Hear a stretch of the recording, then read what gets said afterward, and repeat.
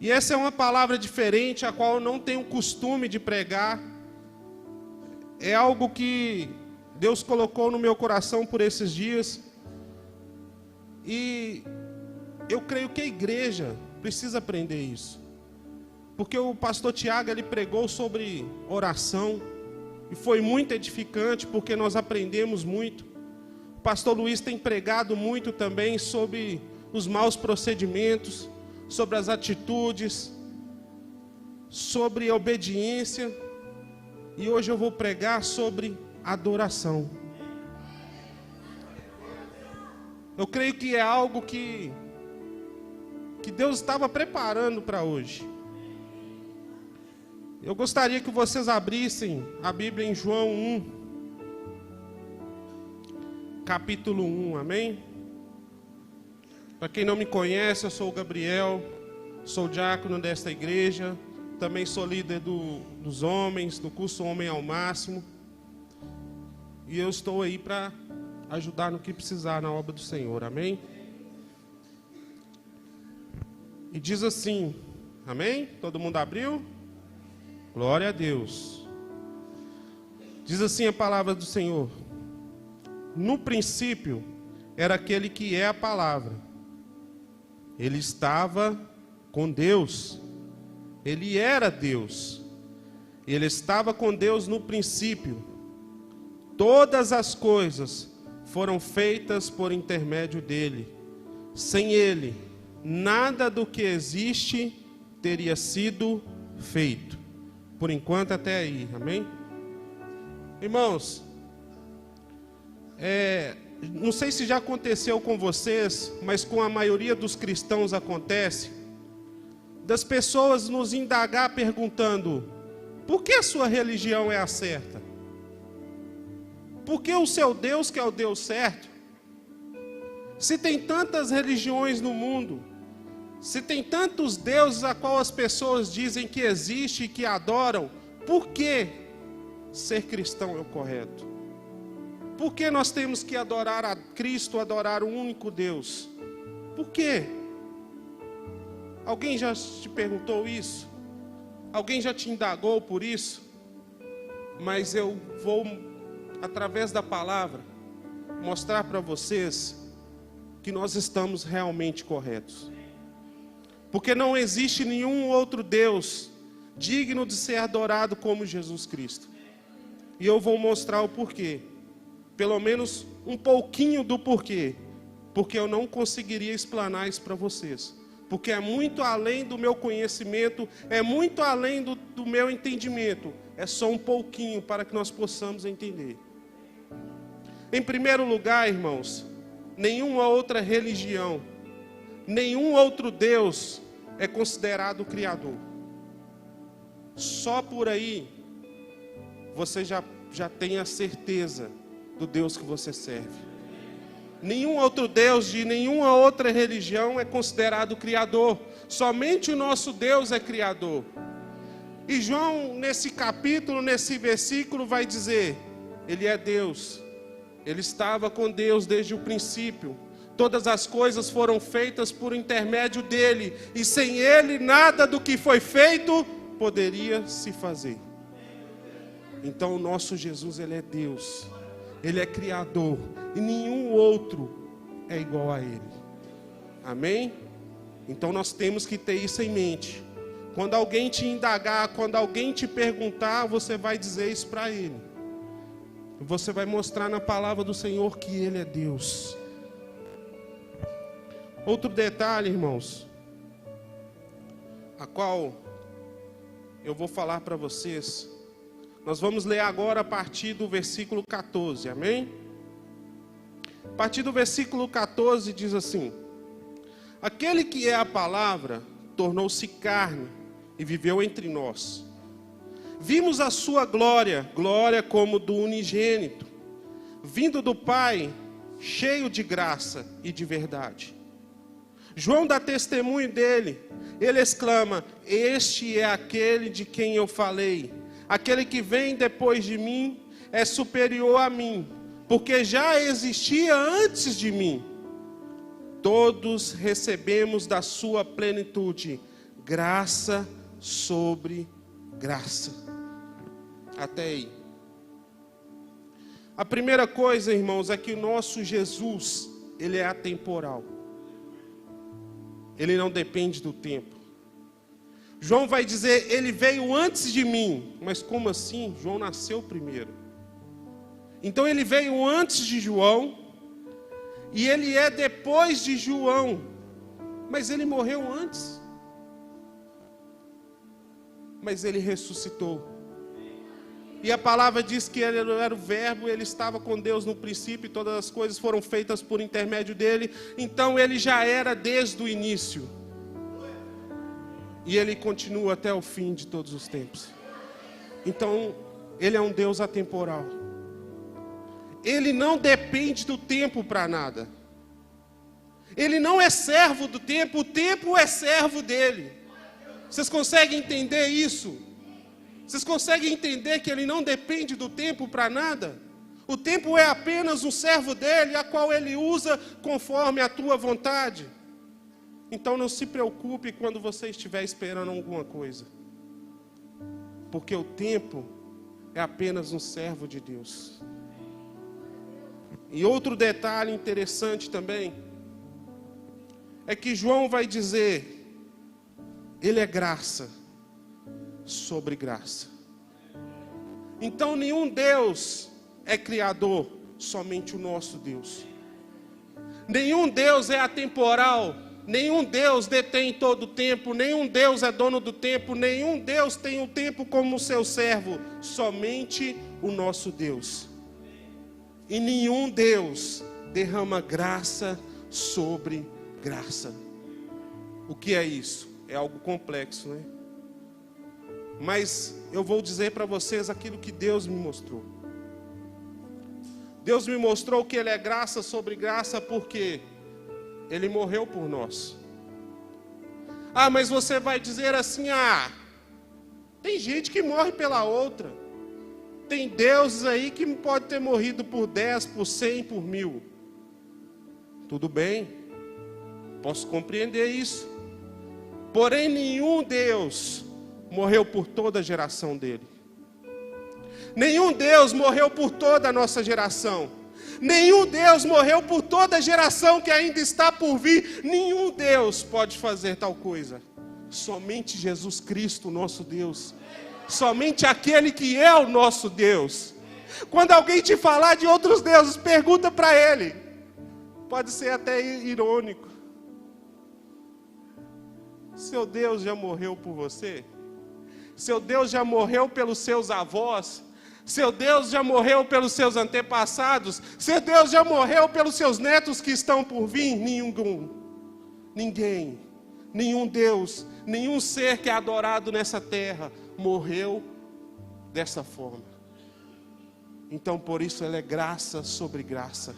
Graça sobre você, graça sobre seu filho, graça sobre seu pai, graça por todas as gerações deste mundo. Porque todos que reconhecem Ele como Senhor e Salvador podem ser salvos por Ele eternamente.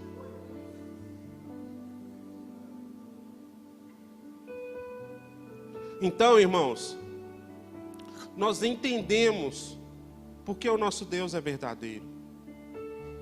Nós entendemos um pouquinho, é só um pouquinho, irmãos. Igual eu falei, eu não consigo explicar tudo. Não consigo explanar tudo.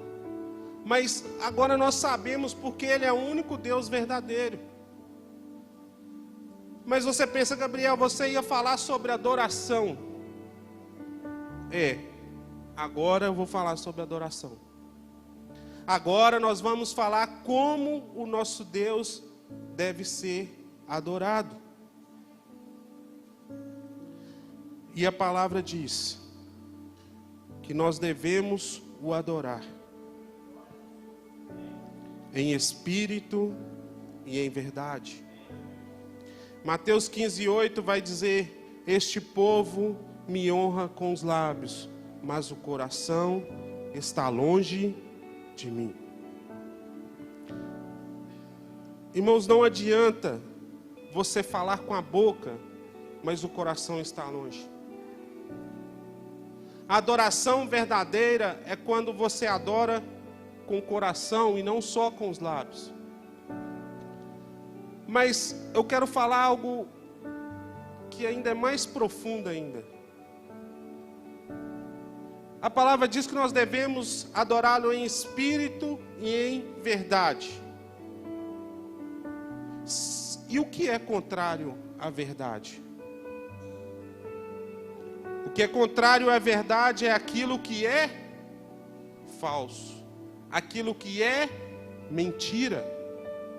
Então, quando nós o adoramos em mentira, quando nós o adoramos com falsidade, como que é uma pessoa falsa? Todos nós sabemos. A pessoa falsa é aquela que na sua frente é uma coisa, mas atrás é outra. Alguém já pegou a chave aí, como diz o Enilton? Alguém já entendeu o manto aí? O verdadeiro adorador, irmão, é aquele que adora aqui, do mesmo jeito aqui, mas como Davi também adorava no pasto. O verdadeiro adorador é como aquele que adora aqui, mas também adora no trabalho. O verdadeiro adorador é aquele que, como adora aqui, adora na sua família. O verdadeiro adorador é aquele que adora aqui, mas também adora na escola. O verdadeiro adorador é aquele que adora aqui, mas também adora na faculdade. O verdadeiro adorador é aquele que adora aqui, mas também adora quando está no futebol, nos amigos. Mas, Gabriel, dá um exemplo aí de quem adorava e foi falso. Porque se você está falando que falso é aquele que é uma coisa na frente, mas atrás é a outra, dá um exemplo de falso. Pedro. Pedro vai dizer, pelo Espírito Santo, por Deus, uma revelação de Deus, ele disse a Jesus: tu és o Filho do Deus vivo. Jesus vai dizer: isso foi revelado a ti por Deus. Mas Pedro, quando passa um tempo, quando ele está longe de Deus, o que ele faz? Ele o nega. Quando ele está longe, ele o nega. Quando ele estava com medo dos soldados, ele o nega. Pegou aí de novo? O porquê que nós negamos? O porquê que nós somos uma coisa aqui e a outra coisa lá fora? Por que nós somos uma coisa na frente de um cristão, mas na frente do nosso patrão nós somos outra? Pedro tinha medo do que os soldados iam falar com ele. Pedro tinha medo do que os soldados iam falar com ele. Pedro tinha medo do que os soldados iam, no linguajar nosso, zoar ele. Ia sacanear ele. Será que você não está com medo disso na escola, não? Será que você não está com medo disso na faculdade, não? Será que você não está com medo disso no trabalho, não?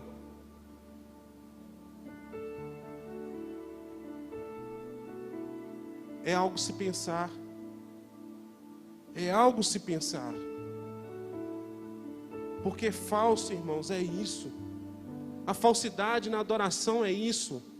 Você fala aqui de Deus que o adora, que o ama, mas quando está lá fora você o nega. Você se esconde. Isso é contrário à vontade de Deus. E quando as pessoas falam assim: ah, nossa, mas ser cristão não está com nada.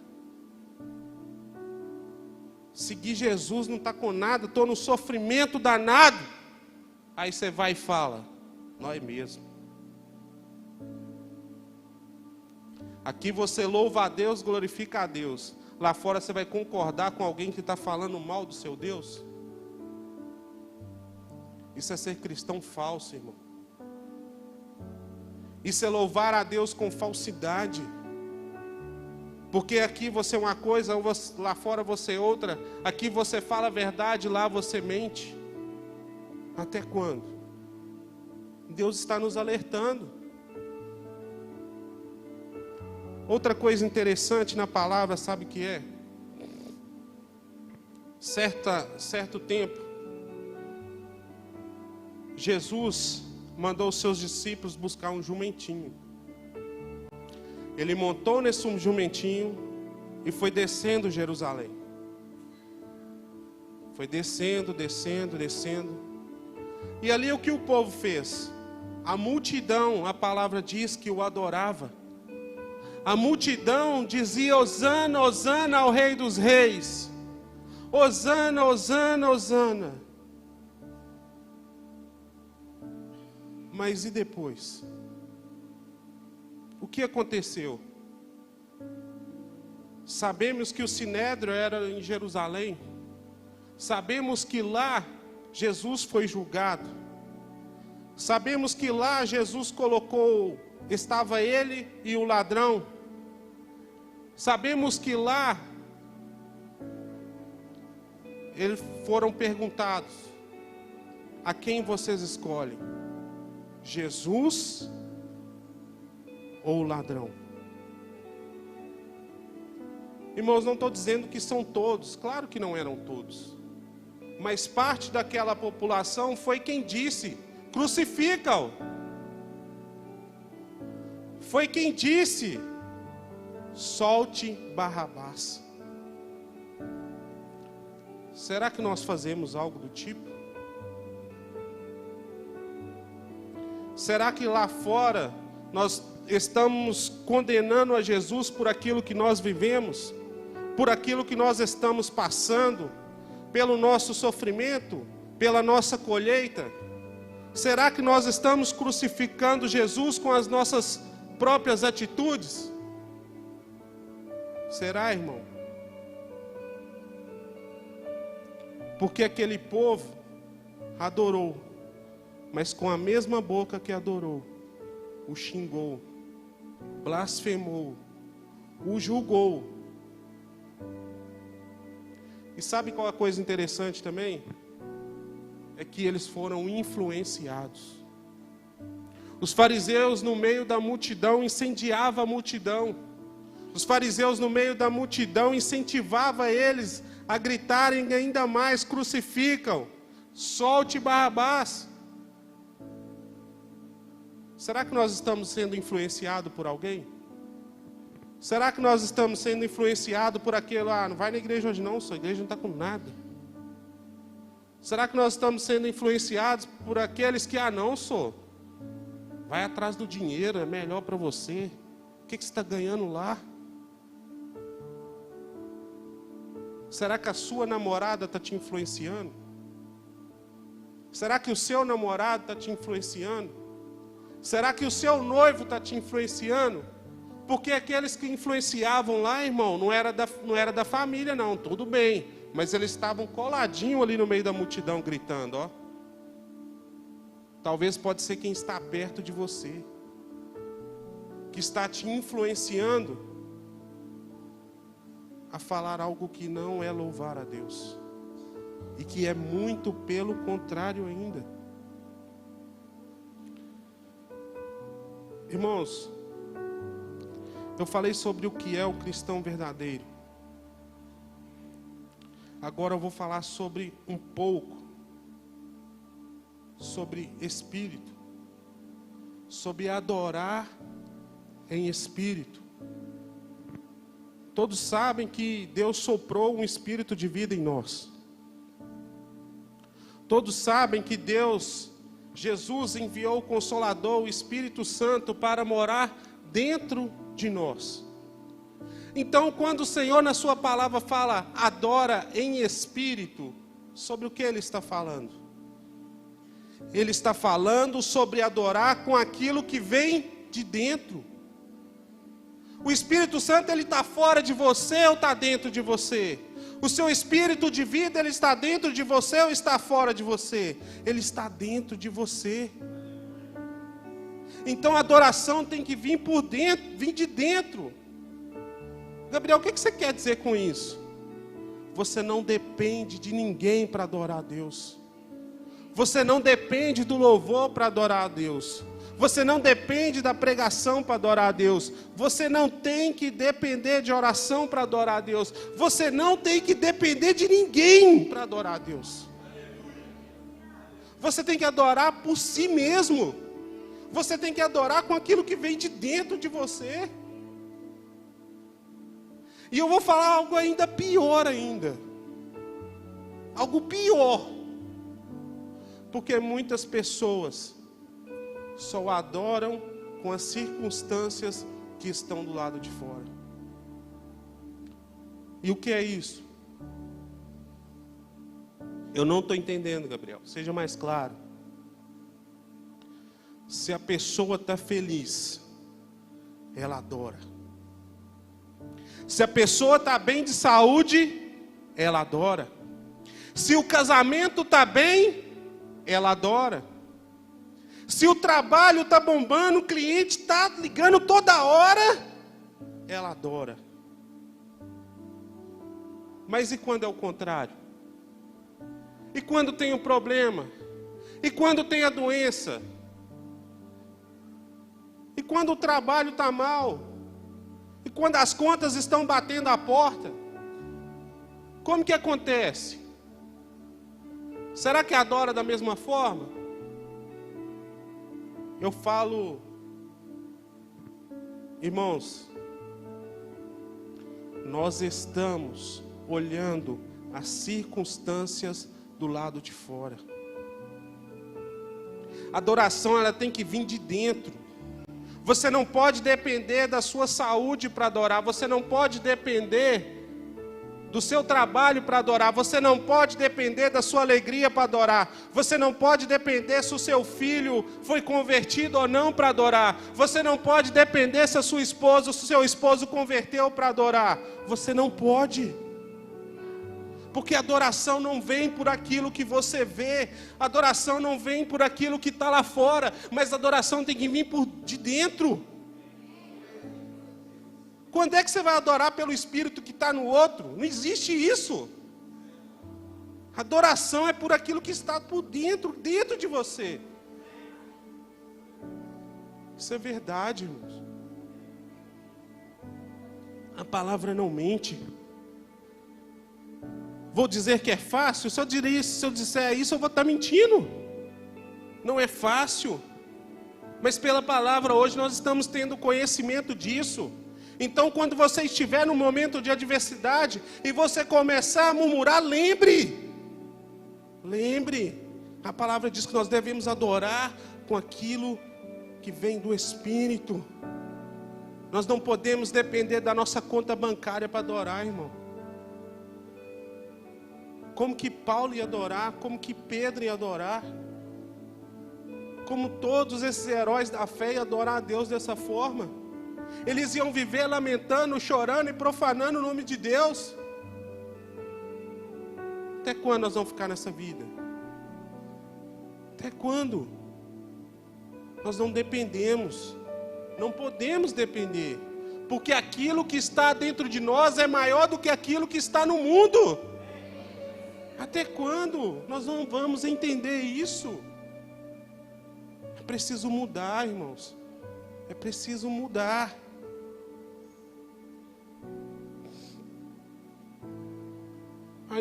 Aí eu penso assim.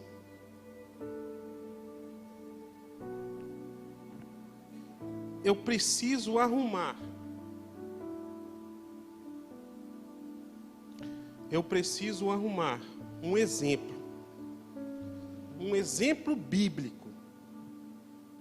De que essa pessoa foi adorador como está na palavra. Porque se a palavra é verdade, tem alguém que fez isso. Deus não ia colocar isso por acaso. Deus colocou porque alguém teve a capacidade de fazer isso. Vocês devem estar pensando que eu vou falar de Jó. Não é de Jó. Hoje não é Jó. Vou falar sobre Davi. Irmãos, todos nós, a maioria de nós, 99% de nós conhecemos a história de Davi. Todos nós lembramos de Davi como adorador, como servo, mas também lembramos de Davi quando ele caiu, quando ele pecou com Batseba. Quando ele pecou com Batseba, veio um profeta até ele. Esse profeta disse: Davi, você pecou. Davi disse: eu me arrependo, me perdoa. O profeta disse: Deus te perdoou.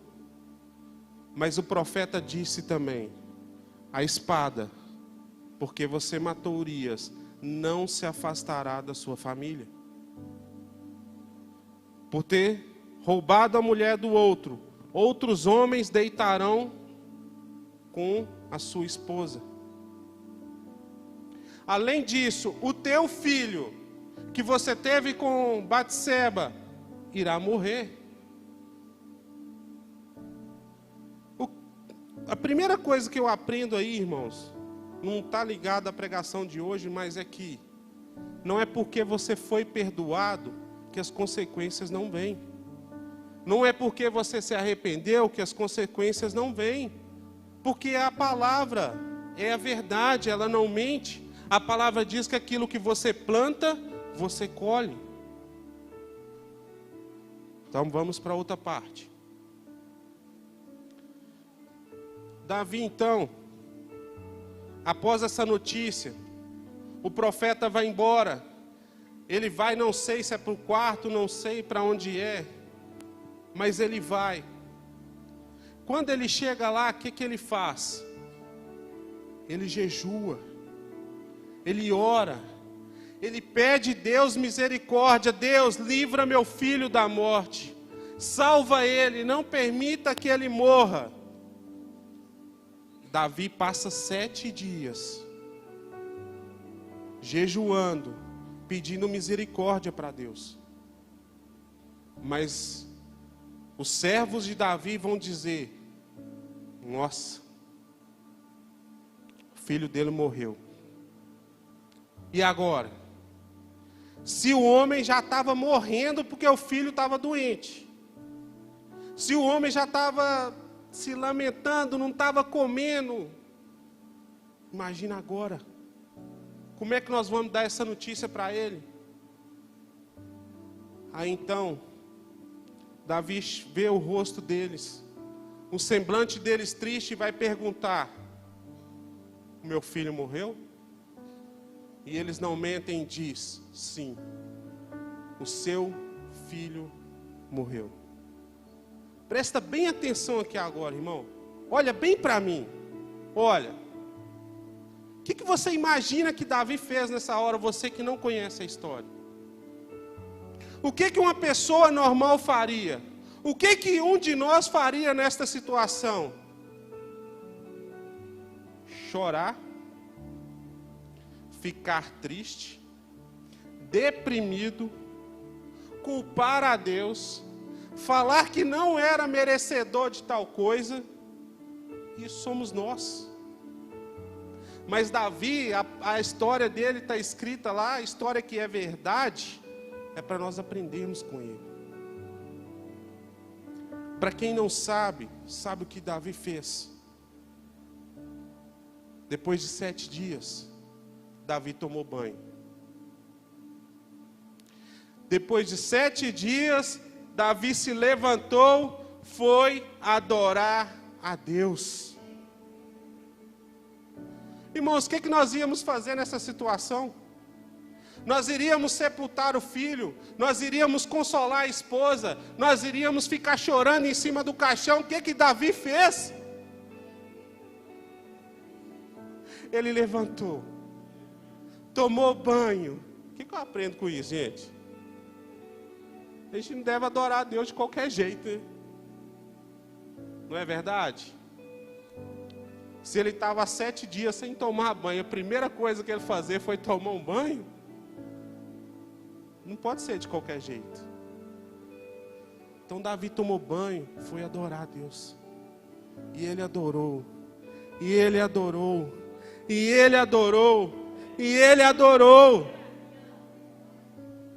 E o mais interessante, irmão, ainda está por vir. A palavra de Deus é maravilhosa. Olha só, ele volta. Ele volta da adoração. E os servos vão perguntar para ele assim: Davi, você é muito doido. Seu filho morreu. Você foi adorar a Deus? Que entendo. Davi, olha o que esse homem disse, gente. É fé demais. É muita certeza naquilo que é pregado. Ele disse: meu filho morreu. Eu não posso fazer nada para trazer ele de volta. Mas uma coisa eu sei: quando eu morrer, eu vou encontrar com ele. Oh, Deus é maravilhoso. Que ensinamento é esse de Davi? Ao invés de lamentar a morte do filho, eu vou dizer: não, estou triste porque queria ele aqui, mas estou de boa, estou em paz. O Espírito de Deus é aquele que traz paz. Em meio às tribulações, em meio aos problemas, às confusões, se você estiver o Espírito Santo, ele vai te trazer paz. E ele trouxe paz para Davi, mostrando para Davi: esquenta não,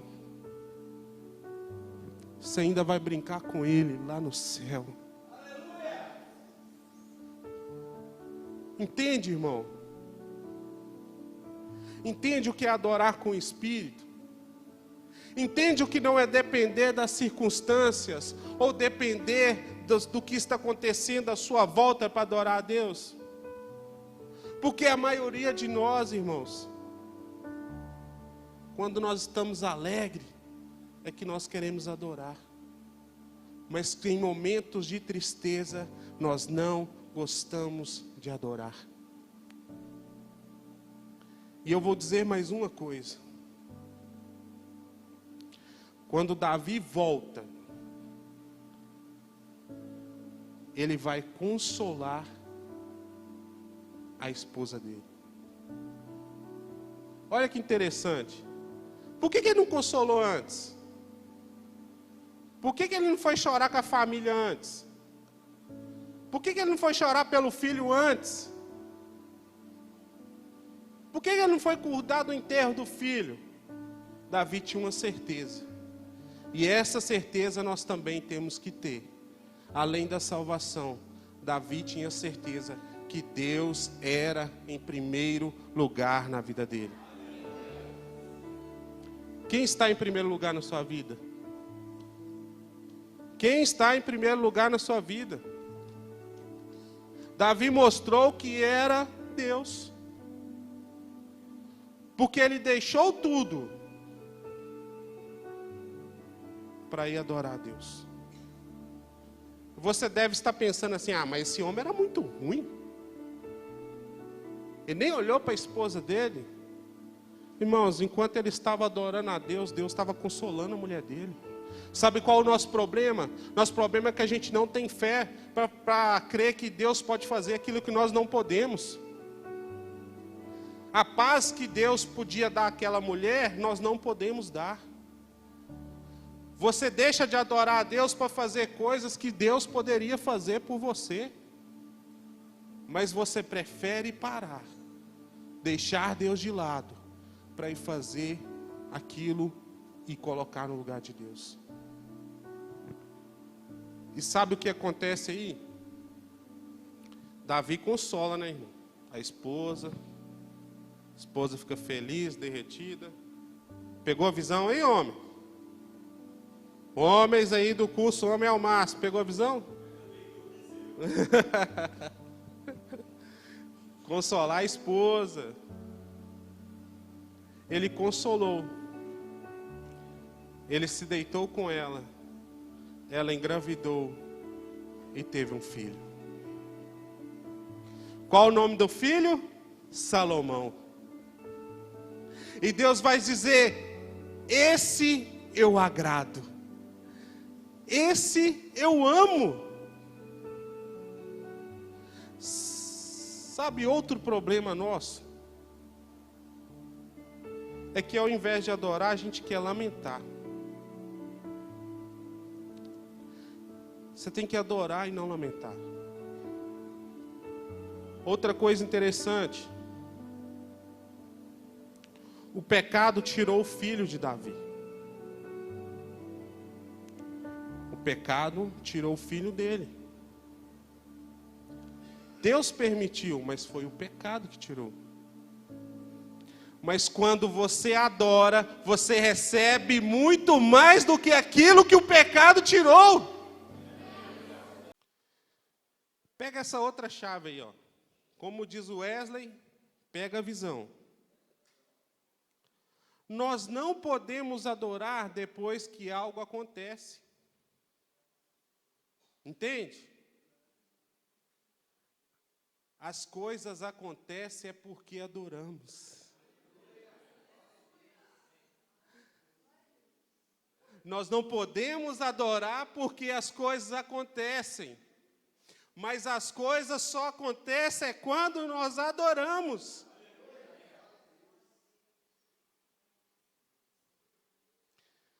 Não devemos adorar esperando algo em troca. Davi não adorou porque Deus fez. Davi não adorou esperando nada em troca. Mas mesmo assim Deus fez, porque viu sinceridade na adoração dele. Irmãos, nós podemos jejuar por aquilo que queremos, mas não podemos adorar por aquilo que queremos. Davi jejuou por aquilo que ele queria, mas nós não podemos adorar por aquilo que queremos. Entendeu a diferença? Nós temos que adorar por aquilo que Deus é, não por aquilo que nós queremos dele. Não por aquilo que ele nos deu ou porque nós temos dele, mas aquilo porque ele é. Podemos jejuar por aquilo que precisamos, mas não podemos adorar por aquilo que precisamos. Deus sabe a minha necessidade. Deus sabe a sua necessidade muito melhor do que eu sei e que você sabe. Então não precisa você adorar Ele por aquilo que você necessita. Você pode jejuar, você pode pedir, mas adorar não. Adorar não. Adorar é por aquilo que Ele é.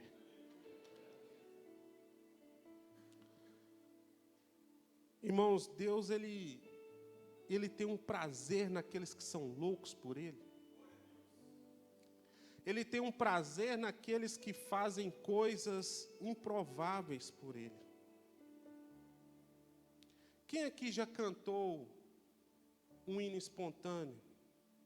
Uma adoração espontânea? Levanta a mão. Sem ouvir nada. Somente de dentro. Deus ama isso, irmão. Isso para o mundo é louco. Mas para Deus é um perfume agradável. Nós precisamos fazer mais isso. Porque isso glorifica a Deus. Deus ama isso.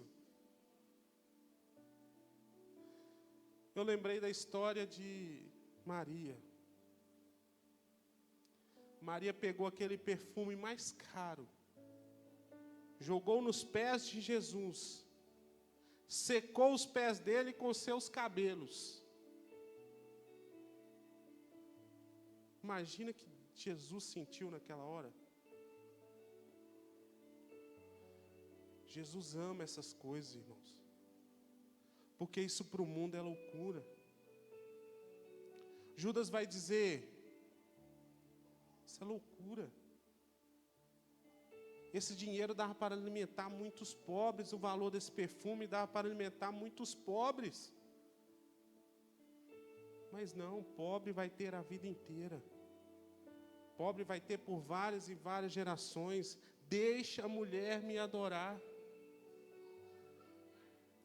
Às vezes você está trocando Deus quer adoração e você está fazendo outra coisa que não deveria. E Deus ama esse tipo de adoração. A palavra diz que Deus chamou os loucos para confundir os sábios. Quando nós fazemos isso, nós confundimos a sabedoria humana. Porque não é algo que vem de nós, é algo que vem de Deus. Como eu disse e estou repetindo todas as vezes, vem de dentro. Você acha que Maria, por ela mesma, pela cabeça dela, um raciocínio lógico, ela ia fazer uma coisa dessa? Você acha que Davi, por um raciocínio lógico dele, ia fazer tal coisa? Não ia não, irmão. É só pelo amor a Deus, pela adoração a Deus.